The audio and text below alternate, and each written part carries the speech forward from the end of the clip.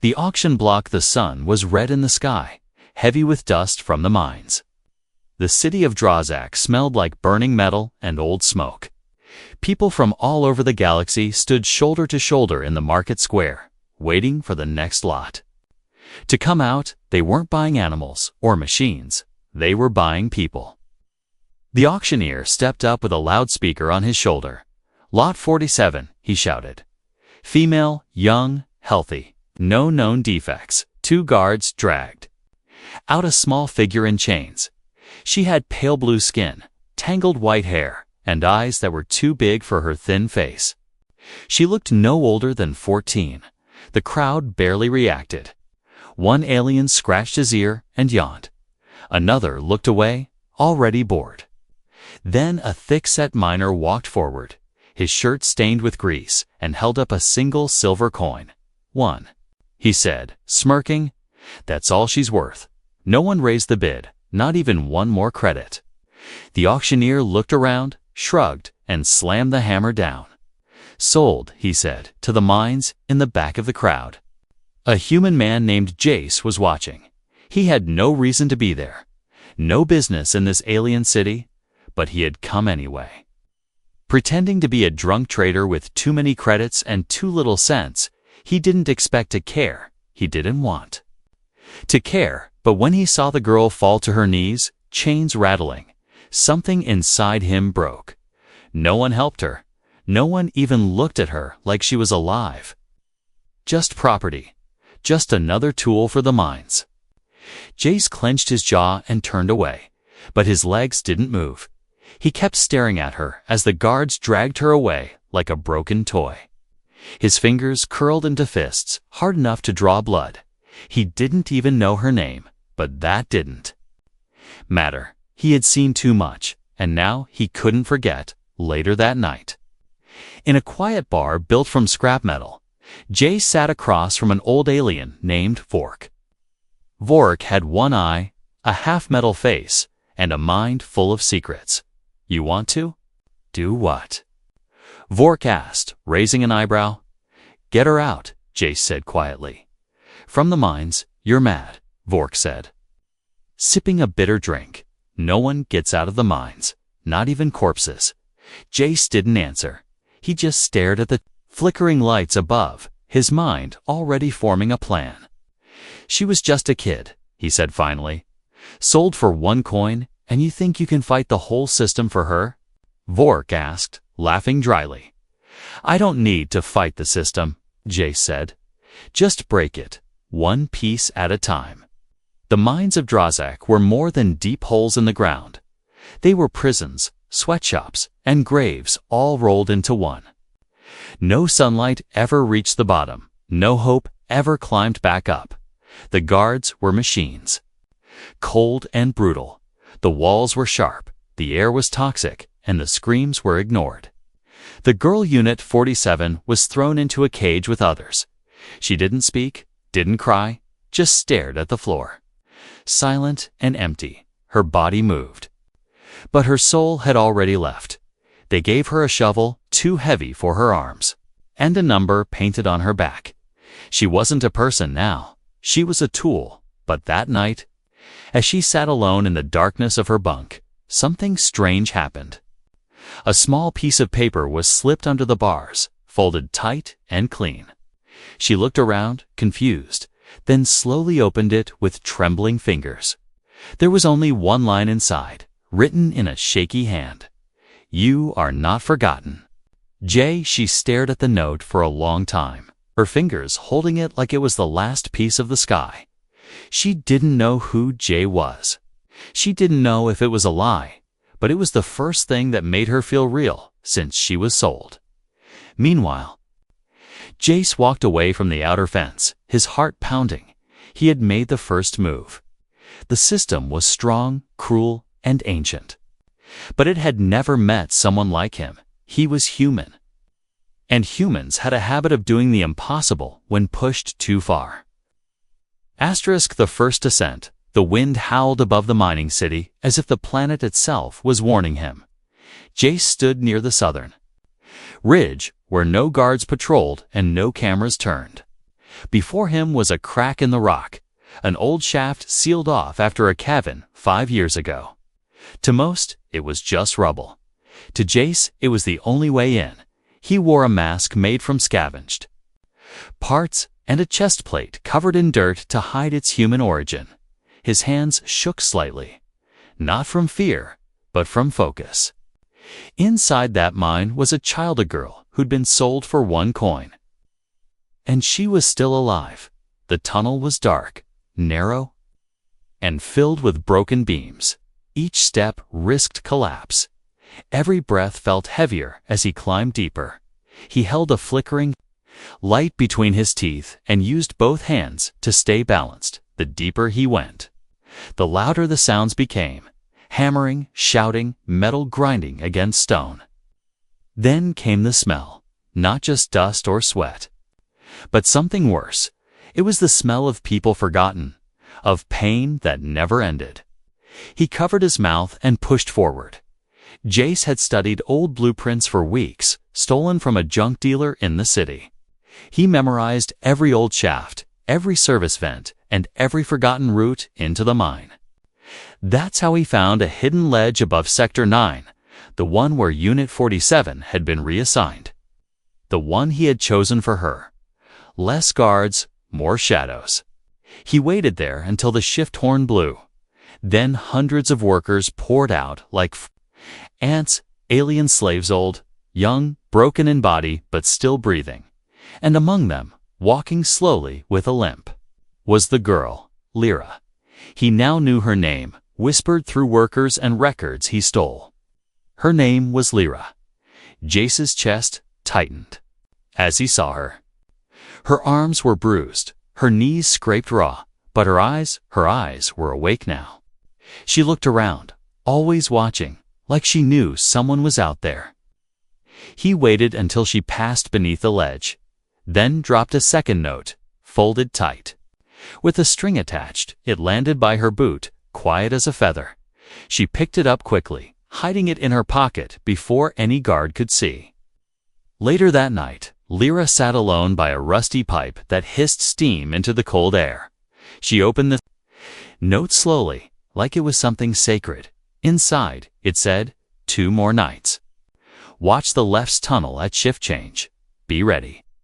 She didn't know who he was. She didn't know why he cared. But for the first time since she was taken, she felt like someone was fighting for her in another part of the mine, deeper than most. Dared to go, Jace met with Vork through an old radio line. Why are you risking this? Vork asked, voice crackling through static. Because no one else will, Jace replied. You could die down there, human, Vork warned. I'd rather die down here than live up there knowing I did nothing, Jace said, tapping the worn edge of his blade. He didn't carry guns, they made too much noise. But a silent blade, a stolen keycard, and a map of forgotten views, that was enough. Enough to find her, maybe enough to save her. But there was another problem. The system had started to notice. Guards had found one of Jace's fake codes used to move Lyra to Sector 9. They were suspicious, not yet alarmed, but growing curious. One wrong step now, and Jace would be trapped. With her, buried alive in alien stone. Still, he didn't stop that night. He crept into a control station using a stolen ID patch. The alien on duty had 4 eyes but didn't see the knife until it was too late. Jace didn't enjoy the kill, but he didn't regret it either, with bloody fingers. He tapped into the surveillance grid and looped the feed near Tunnel 14, the one where Lyra would walk in 2 nights. He set everything in place, even planted a gas leak alarm to trigger the guard evacuation plan. 1 spark, 1 fake emergency, and she would be alone for just a few minutes. But it was all he needed. Back in her bunk, Lyra folded the second note and tied it into her shirt seam. She didn't smile, not yet, but she sat straighter, ate slower, and walked taller. She was still scared, still sore, but she wasn't alone anymore. She had hope. And for someone sold for a single coin, that hope was worth more than gold. Jace crawled back through the vent, blood on his hands and dust in his lungs. He knew the risk. He knew the plan might fail. But he had already made his choice. He wasn't just trying to save Lyra. He was about to declare war on the entire system. Her name was Lyra. The lights in the mines flickered every 12 hours. That was how slaves measured time, by how often the ceiling blinked. There were no clocks, no sunrise, no sound of birds. Only metal groaning, steam hissing, and guards shouting. Lyra didn't speak much. She didn't trust the others. They were too tired, too broken, or too scared to look anyone in the eye. But one old miner had told her something in a whisper. Just once, you keep your name. Girl, he said, no matter what they call you. Since then, she whispered it to herself every night. Lyra, Lyra. Lyra, it reminded her she was still someone, not just a number or a tool. Even if her hands bled and her back ached, her name was hers, and now someone out there knew it too. She didn't know how Jace had found it. She didn't know who he really was, but his second message had used her name, written carefully on the folded paper. Lyra, watch the left tunnel. Be ready. Just that. But it was enough to make her heart beat faster for the first time in weeks. 2 nights later, the tunnel alarm went off just after the shift bell rang. The guards shouted, ordering everyone into safety zones. The air smelled of burning wires and chemicals, just like Jace had planned. Lyra hesitated, then moved to the left tunnel as told. No one noticed her slip into the shadows. The chaos had made her invisible. She stood near a broken pipe, heart pounding, staring into the darkness. She didn't know what she expected. Maybe a rope, maybe a hole in the wall. But then a hand reached out and grabbed hers gently. Lyra, he whispered, it's me. She gasped but didn't scream. It was the same voice she imagined when reading the notes. Firm but soft, not like the shouting voices of the guards. He had dirt on his face, scars on his knuckles, and strange human eyes that didn't look away from her. I'm getting you out, he said. Do you trust me? Lyra didn't answer with words. She just nodded once, holding his hand tighter. They moved fast through a narrow shaft hidden behind loose stone. Jace had found it weeks ago and cleared just enough space for her small body to fit. He had memorized every twist and slope, every pipe and beam. They didn't speak, only breathed. Lyra followed him through the tight space, crawling on bruised knees. Every inch forward felt like crawling out of a grave. Halfway through, she asked in a whisper, why me? Jace stopped, turned his head back slightly, and answered, because they think you're nothing. He said, and they're wrong. They reached a rusted panel with wires sticking out. Jace cut through them and pushed open a door into an old supply room no longer used. It smelled of mold and oil, but it had one thing they needed: space to breathe. He gave her water, wrapped her hands in cloth, and made a small light with a stolen glowstone. She stared at him the whole time, trying to understand. You don't know me, she said, voice quiet. Why are you doing this? Jace looked tired, his eyes heavy but focused. I've seen too many like you, he said, and I didn't help them. He didn't explain more, and she didn't ask again. Sometimes the truth is too heavy to carry in a single night. They rested for a few hours before planning their next move. Jace showed her a hand-drawn map scratched onto a piece of metal. It was full of circles, arrows, and paths no one used anymore. You've been down here a long time, she said. Surprised, long enough to learn how to break things. He replied with a tired smile. She watched him, curious. He didn't act like a hero. He was quiet, careful, even nervous when checking each corner. But he always looked back to make sure she was close. He always offered his hand before they moved again. That's when she realized something. This wasn't just a rescue mission. Jace wasn't just saving her. He was fighting the system that took her. And maybe, just maybe, He wasn't doing it alone anymore, as they prepared to move. Again, Lyra stood taller. Her legs still hurt, her arms still trembled. But she felt something growing inside her, something warm and sharp. Hope. For the first time since she had been sold. She wasn't thinking about surviving the next shift. She was thinking about what came after. Jace handed her a small knife. It was old, dented, and probably wouldn't do much against a guard, but he gave it to her anyway. "You're not a slave," he said softly. "You fight if you have to." Lyra nodded and tucked it into her shirt. She didn't know what the next hour would bring, but she knew her name. Her name was Lyra. And someone had finally treated her like she mattered. Asterisk system breach: the deeper you go, the older the stone becomes. The walls start whispering things about forgotten tunnels, broken machines, and people who never came back. Jace had memorized every corner of this darkness. It was no longer a mine to him. It was a battlefield.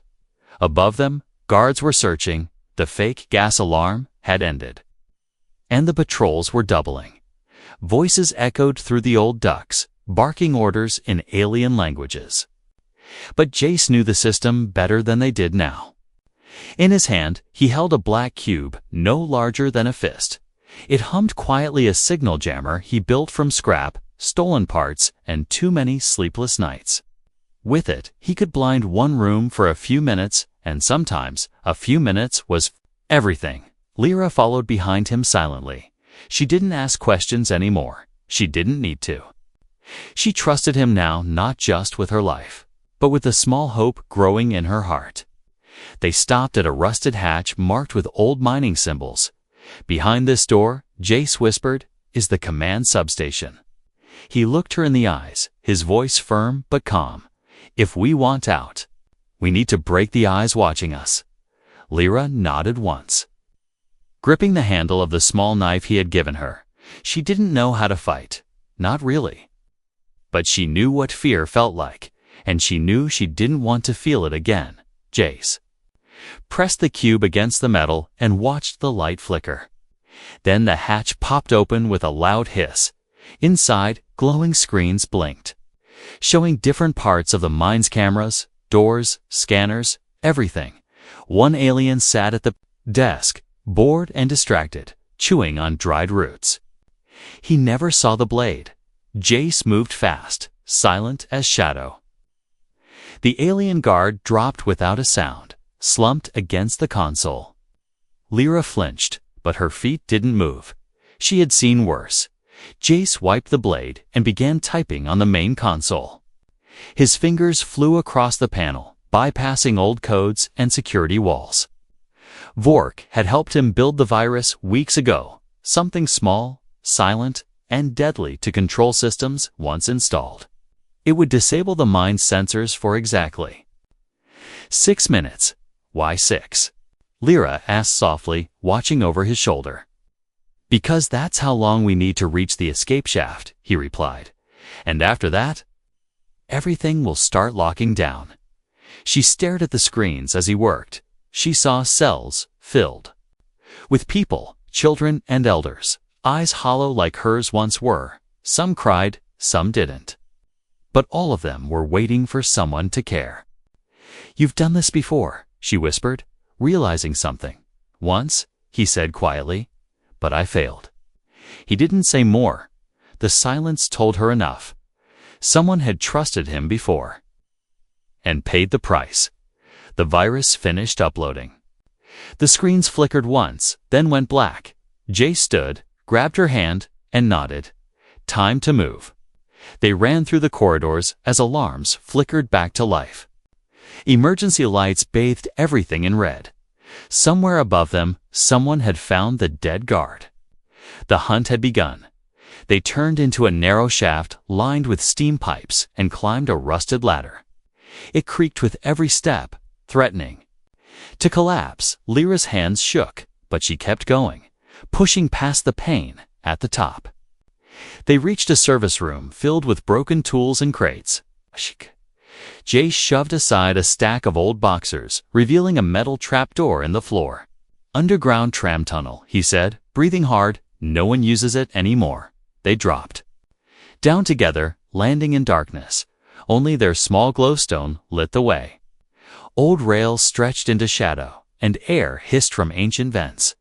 It was the final path out, but only if they moved fast. Jace activated the beacon Vork had given him. It blinked 3 times, then went dark again. A signal, silent but strong, telling Vork to bring the ship to the old landing ring near the tunnel's end. "You good?" he asked her, checking her face. She nodded, then looked at him. "Serious, why do you still care?" "After everything?" she asked. He paused, then said quietly, "Because you're not just one girl, Lyra. You're the line in the sand. If they take you, they win." And she understood then, this wasn't just about escape anymore. It was rebellions, small, quiet, but powerful. Jace checked his weapon, reset the signal jammer, and grabbed her hand again.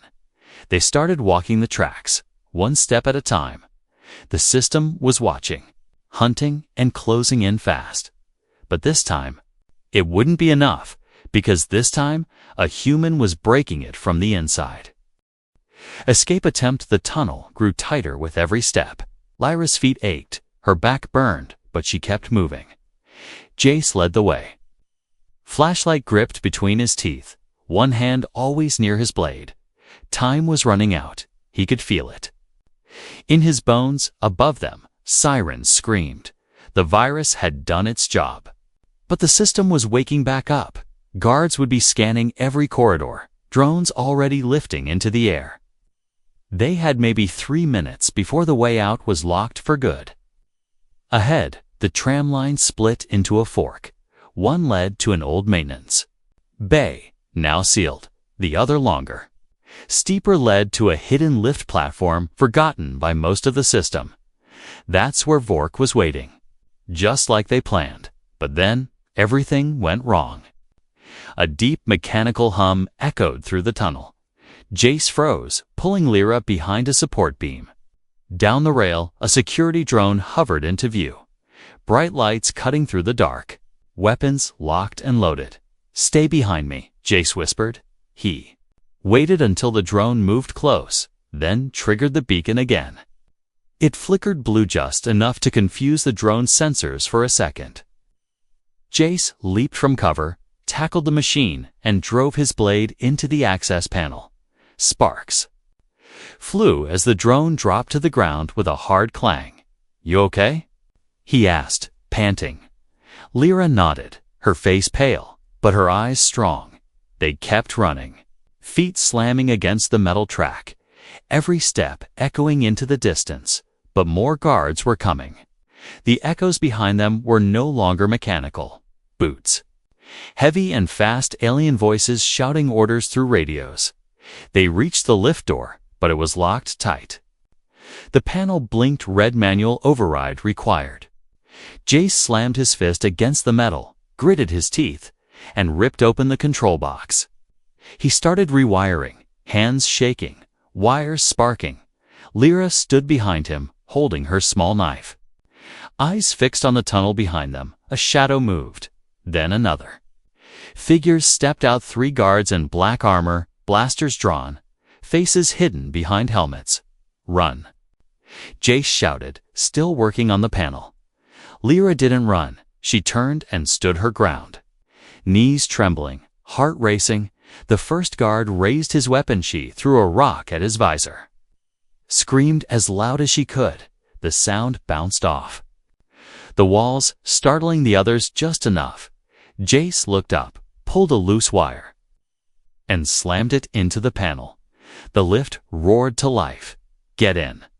he yelled. Lyra dove into the small cage, Jace behind her. The guards fired. The blasts hit the lift's edge. Sparks flying. Jace hit the button, and the platform shuddered upward with a screech. They were rising fast, but the tunnel was narrow. One wrong jolt, and the lift would slam into the side. Jace held the lever steady, blood dripping from his arm. He had been grazed by one of the shots. Lyra reached out, ripping a piece of cloth from her shirt and pressing it to the wound. Hold still, she whispered. Jace smiled weakly. You're bossy for someone I just rescued. You're bleeding all over the floor, she said, not smiling, so shut up. The lift burst through the ceiling into the open air of the surface. It was night, and the sky was filled with smoke. Stars, hidden behind ash clouds, but there, beyond the ridge. A small ship hovered low to the ground. Vork's ship. They ran across the cracked stone.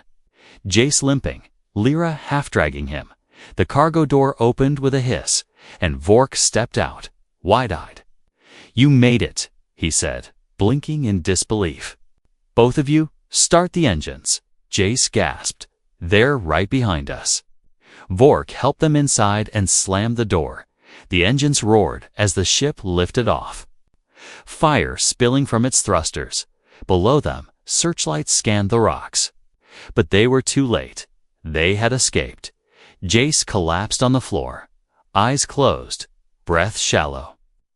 Lyra knelt beside him, holding his hand, tears slipping down her cheeks. He wasn't dead, but he was close. You saved me, she whispered. Don't you dare die now. Vork piloted the ship into orbit, dodging patrols and masking their signature. They would jump to hyperspace soon. Then they'd be free. But freedom didn't feel real yet, not until Jace opened his eyes and smiled. You okay? He asked, voice barely audible. She laughed through tears. I should be asking you that. And in that moment, on a stolen ship with alarms still ringing in the distance, Lyra felt something she never thought she'd feel again. Safe, sacrifice age didn't wake for 2 full days. The ship flew quietly through deep space, hidden by old smuggler tricks and silence. Vork flew without speaking much, checking scanners every hour. Lyra sat beside Jace the whole time, holding his hand and listening to the slow rhythm of his breath. She had seen strong people before, people with blades, guns, and hard eyes. But Jace wasn't like them. He didn't fight for power or money. He fought because someone had to. His wound had burned black along the edge. Vork's medkit was basic, made for quick jobs. Not life-saving surgery. Every time Jace moaned in pain, Lyra winced harder than he did. She cleaned the blood, changed the wrappings, and whispered his name over and over like a promise. You saved me, she told him again and again. So you're not allowed to go? On the 3rd day, he finally opened one eye, then both.